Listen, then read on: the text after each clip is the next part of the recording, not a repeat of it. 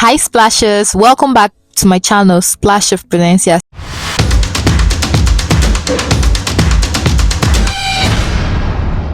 So in today's tutorial, I'm going to be teaching you how I made this three sister flare or circle. So let's begin. Don't forget to like and subscribe. So I already made this over laptop. You can check out the video. For this, I'm going to be measuring the waist and then cutting the flare for it. But you can as well just make a flare according to your normal waist measurement for a skirt. So measuring this out, I'm just going to have my measurement for this, and this is 41.5, approximately 42. So for this 360 flare, you have to fold your fabric in two first and another two. Okay, so when you count this piece, you are going to be having four. This is 1, 2, 3 and 4. So the 42 I had earlier after measuring my waist, I'm going to be dividing it by 4 because this is actually 4 pieces. Okay, so dividing it by 4, I'm just going to fold my tape.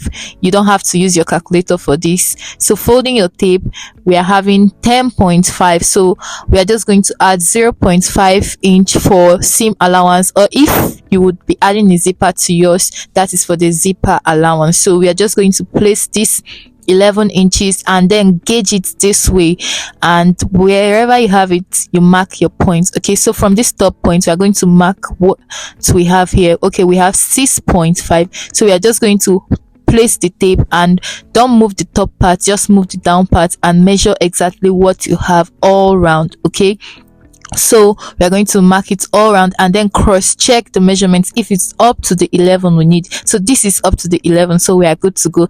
I'm just going to go ahead to connect these lines together. Okay, so after connecting these lines together, I just have to measure the length I need. So the length I need this flare to be is 8 inches, so plus my seam allowance for the up and the down, because I'm going to be adding a line that would give us 9. Okay, so we're just going to measure 9 inches and mark it all round. Okay, so we're going to mark this all round, and instead of measuring this from this point, we can as well extend our tape rule to the top part. Okay, so this purpose of this is for you to get a more accurate measurement. Just place your tape there and don't move your hands. Just move the down part, don't move the upper part. Mark whatever you have after measuring it up to your 9 inches you measured earlier, and then connect these lines together. Okay, so you're just going to go ahead and connect these lines together. So I'm just going to go ahead and then brighten this up for you so you can properly see it.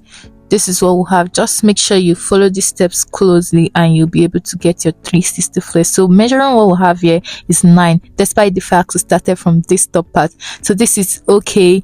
And in case you are sewing a maxi gown where your fabric will not be enough for you to get what you have here, maybe one part is longer is enough, the other part is not enough. So I'm just going to tell you what you do in such kind of situation.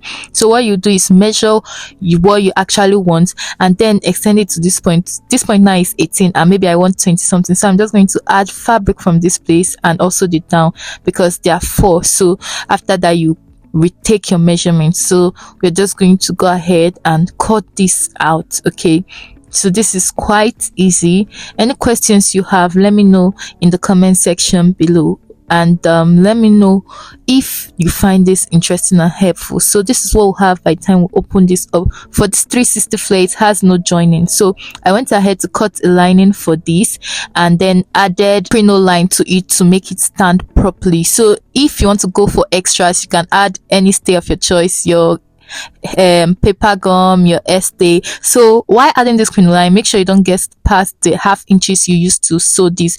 This is so that by the time you turn it over to the right side, the lining doesn't show more than the main fabric. So I'm just going to go ahead and attach this to the main top I already made. Like I said, if you want to know how I made that top, I have a tutorial for it. So by the time you're adding this to your gown, make sure this point where the crinoline ends is at the side or the zipper part. So you don't want to put this where it will be showing. Okay, so this is what I have after attaching it to my top, and this looks so good.